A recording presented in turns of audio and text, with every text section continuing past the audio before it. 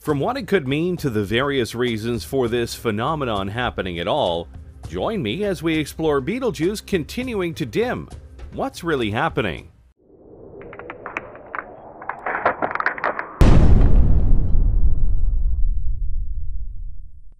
Out in space, in the Orion constellation, there is a very bright star in our night sky known as Betelgeuse.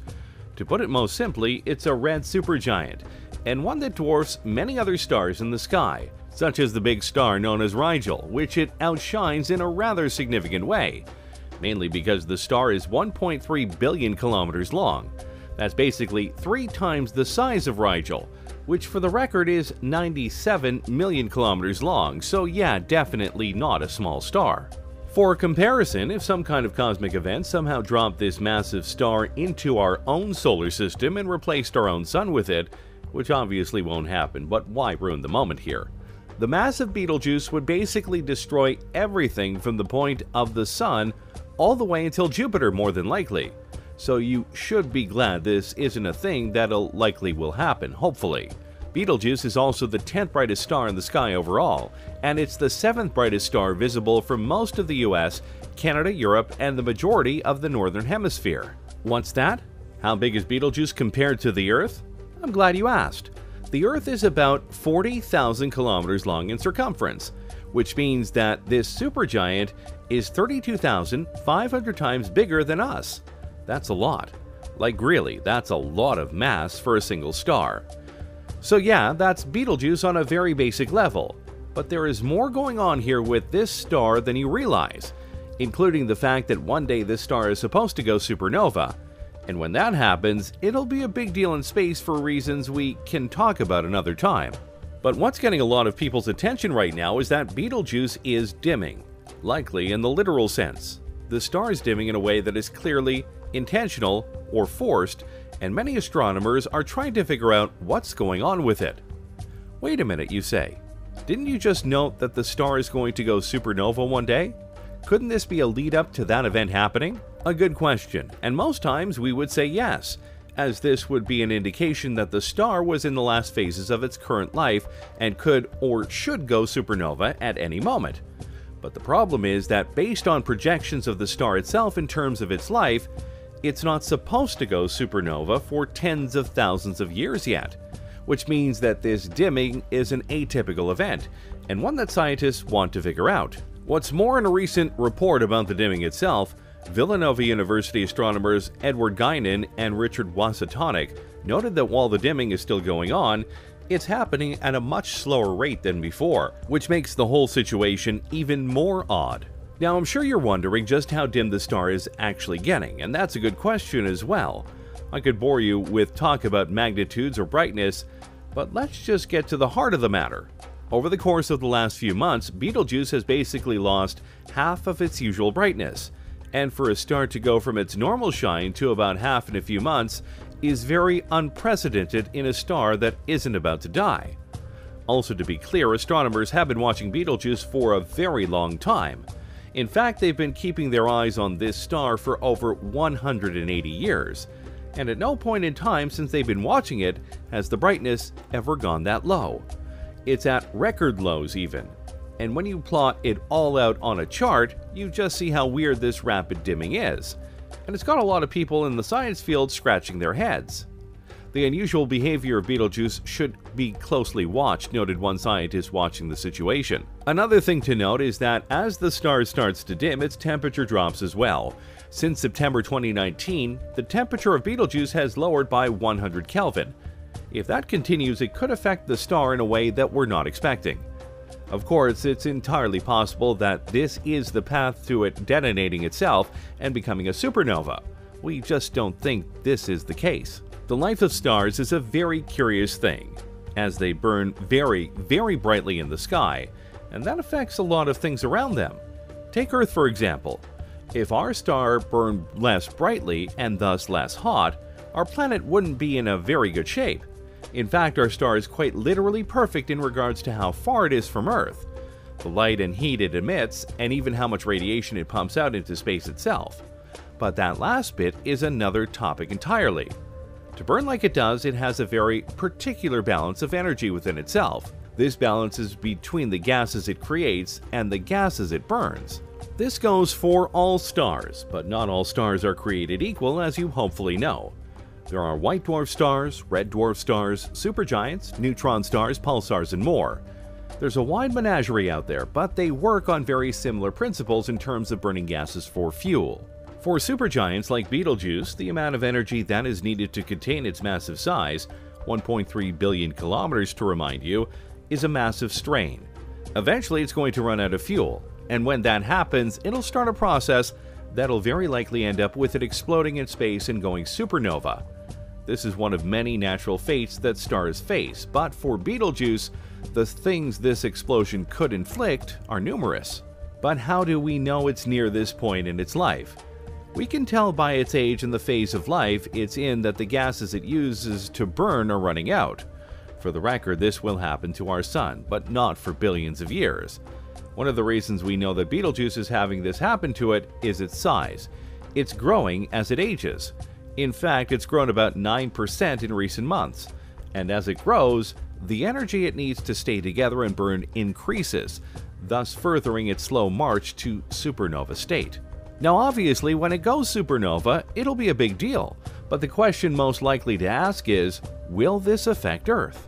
The answer is no, because the distance between Betelgeuse and us is very far away. There are some who feel that it's about 650 light-years away. That's because measuring objects in space, due to their constant shifting in orbits, not to mention the bending of light, makes it hard to pinpoint as a whole. Regardless, even if it was a singular light year away, it wouldn't have much impact on us as you would think it would. So times that by hundreds and we'll be quite safe as a whole. However, that doesn't mean we can't see it right now. And that doesn't mean we won't be able to see its transformation once it goes supernova and then later on explodes. As mentioned before, we already see Betelgeuse in the Orion constellation. So if you have a telescope and a clear night, you'll be able to see it. And that's in its red supergiant form.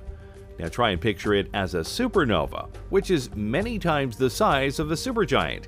Yeah, it'll be visible and very much something that scientists as a whole are going to enjoy viewing. In fact, the last time a supernova occurred in our own galaxy was in the 1600s via Kepler's supernova, which obviously was a big deal. But the closest one happened in 1054 and created the Crab Nebula, according to Chinese astrologers who noticed it. It was so bright you could see it in the daytime. So when Betelgeuse goes supernova, it's going to be a big deal. But with the dimming effect going on like it is, many are wondering if something is happening that will prevent the supernova phase from happening. Unless it's something a lot more basic. Maybe the star is just getting blocked. Before we talk about what Betelgeuse might be getting blocked by, be sure to like the video and subscribe to the channel. That way you don't miss any of our weekly videos. Blocked by what, you ask? Well, that would be dust of its own making. You see, because of the phase of life that Betelgeuse is in right now, it's expulsing a lot of gas. In fact, every 10,000 years, it's expelling enough gas from itself that could make up the star in our own solar system. Why does this matter?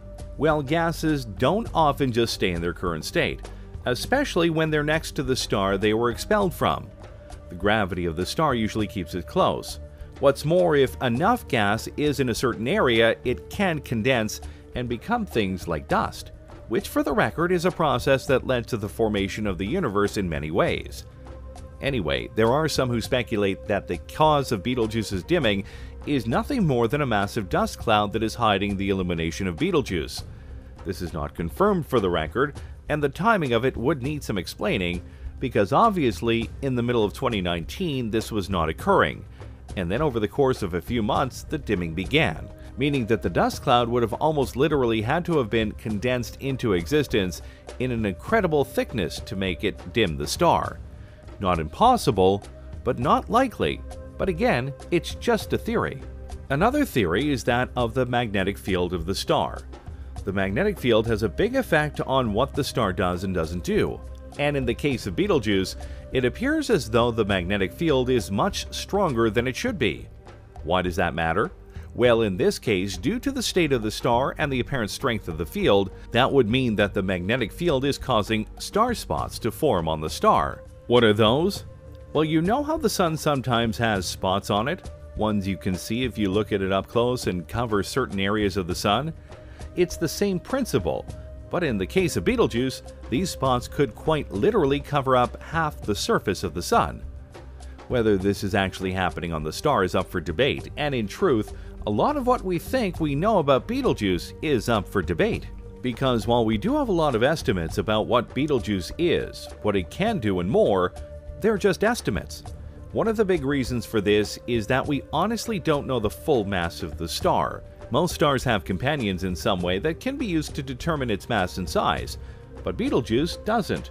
And because of that, we've had to use certain graphs and stars to outline what we think could be the mass and size of Betelgeuse as a whole. To that end, we could be entirely wrong about what's going on with it in regards to the dimming, as well as when it'll go supernova. In fact, there was a recent event that happened on Earth that made some scientists think that Betelgeuse already went supernova. What happened?